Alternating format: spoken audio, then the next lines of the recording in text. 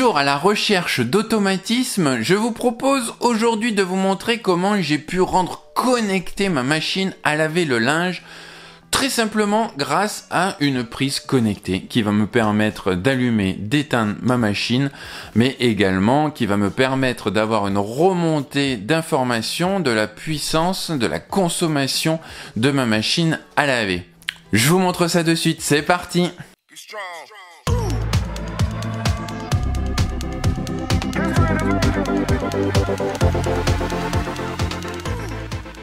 Bonjour, c'est Thomas et bienvenue dans mon journal, dans mon carnet de notes dédié à la domotique. Je suis très content de vous retrouver aujourd'hui pour vous parler d'automatisation et de prise connectée.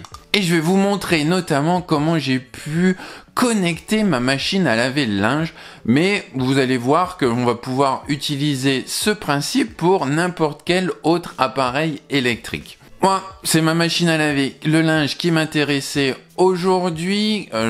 C'est une machine à laver classique. Alors, sur le marché, on peut trouver des machines à laver le linge, à laver la vaisselle connectées désormais. J'ai pas cette chance et je vais donc essayer de rendre un peu plus connectée ma machine actuelle. Et cela grâce à la prise électrique connectée de chez Smabit ou encore de chez Bitron Vidéo. Je crois qu'une des marques a racheté l'autre. Sur la prise, là, c'est marqué Bitron Vidéo. C'est une prise connectée qui va pouvoir supporter jusqu'à 16 ampères, ce qui est pas mal quand on va vouloir brancher derrière une machine à laver. Et comme je disais, c'est une prise qui est connectée, mais surtout qui va nous remonter la puissance consommée à un instant T. Ce qui est très important, vous allez le voir, pour ensuite nous permettre de savoir déjà si notre machine à laver a démarré, les différents cycles dans lesquels se trouve notre machine à laver et lorsqu'elle est terminée. On va pouvoir créer des automatisations sous Home Assistant qui vont nous permettre ensuite d'avoir ce visuel sur notre tableau de bord. Alors cette prise de chez Smabit, elle fonctionne en Zigbee.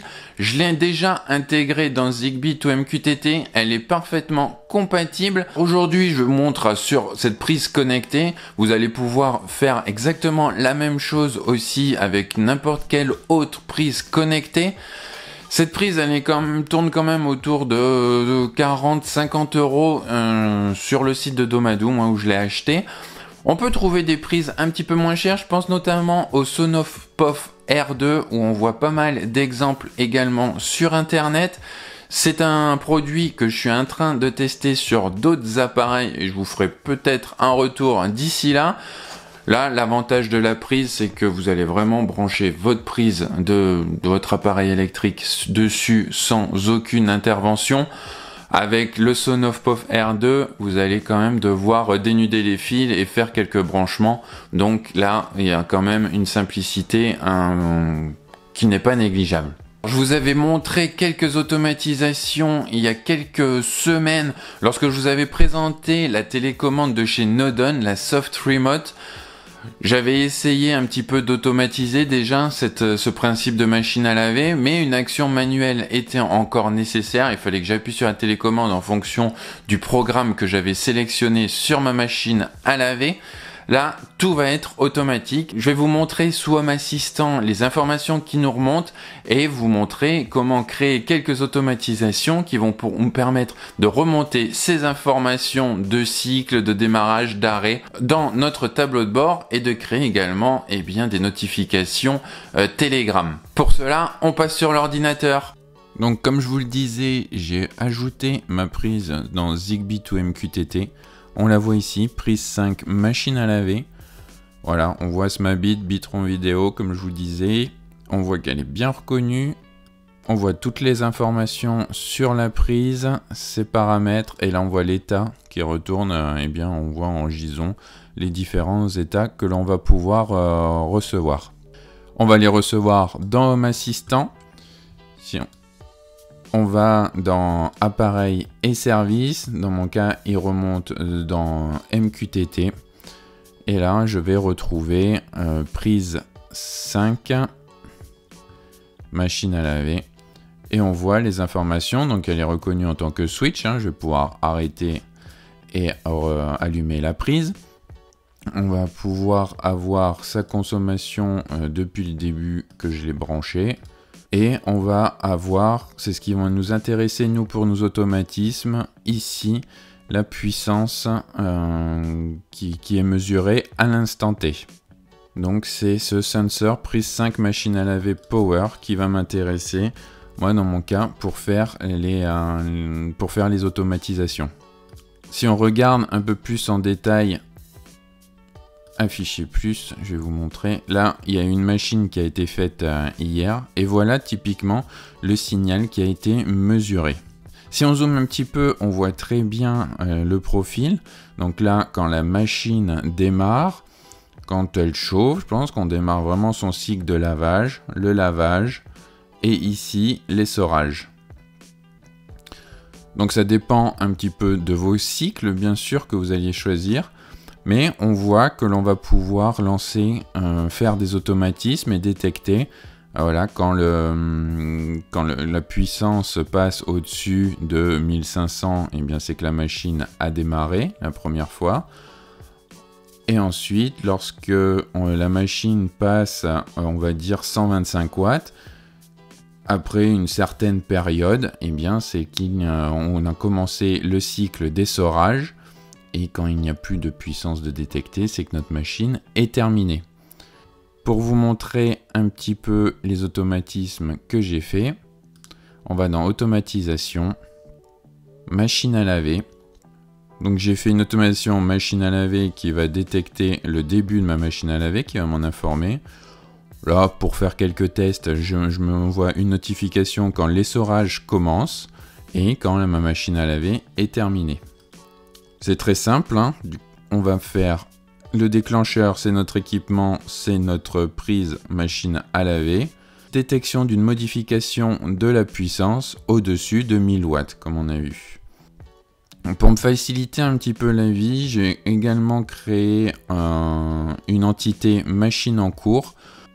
Il faut que cet état soit off en plus que le passage au-dessus de 1000 pour me dire que que la machine a commencé. En effet, si on revient sur notre historique, on voit que si je ne rajoute pas cette entité qui passe de off à on, et bien là j'aurais eu encore la détection, ici encore une fois, ici encore une fois, ici encore une fois, donc j'aurais eu plusieurs fois une détection comme si un démarrage était fait. Donc l'idée c'est de mettre une entité qui va m'appeler, qui est là, qui était à off. Donc à ce moment-là, si off plus 1000 watts, et bien détection du début de la machine à laver. Et à la fin de mon cycle, vous allez voir que je passerai cet input booléen à off une fois que j'aurai terminé. Si on revient sur l'automatisation, voilà pourquoi j'ai rajouté cette condition. Ensuite, j'appelle le service, entrée logique turn on. Donc ça, c'est ce que je vous disais, je passe l'input booléen à on maintenant. Donc c'est l'input booléen que j'ai appelé machine en cours, que je vais vous montrer dans le config.yaml comment je l'ai déterminé. Et j'appelle un service qui me envoie une notification via Telegram qui me dit début de la machine à laver. Maintenant, une fois que l'essorage par exemple commence, donc le même équipement qui passe au-dessus de 120 watts, comme je vous le disais. Il faut que l'état de machine en cours soit bien à on depuis plus de 45 minutes. En principe, l'essorage va commencer bien plus après 45 minutes. Une détection au-dessus de 125 watts entraîne la notification on envoie un télégramme de essorage en cours. Et toujours dans le même principe, fin de la machine à laver. C'est vraiment cette automatisation-là qui va nous intéresser le plus.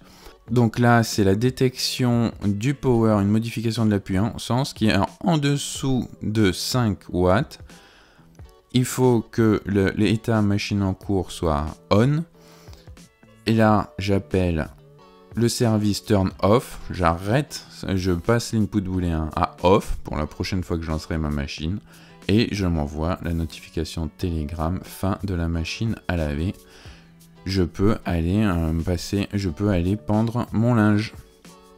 Pour vous montrer l'input booléen, comment je l'ai déterminé, comment je l'ai défini dans mon fichier configuration.yaml. J'ai défini dans input boolean 1 machine en cours. On a une machine en cours, icône, la washing machine. Voilà, c'est tout simple, c'est vraiment un input booléen que nous, on va passer de on à off ou de off à on en fonction de nos envies.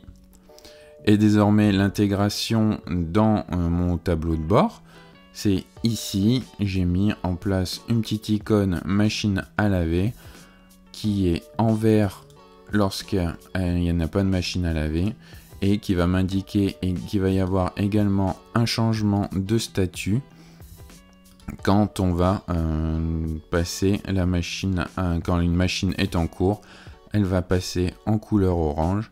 Donc voilà typiquement la carte où on va s'appuyer justement sur l'input booléen machine en cours.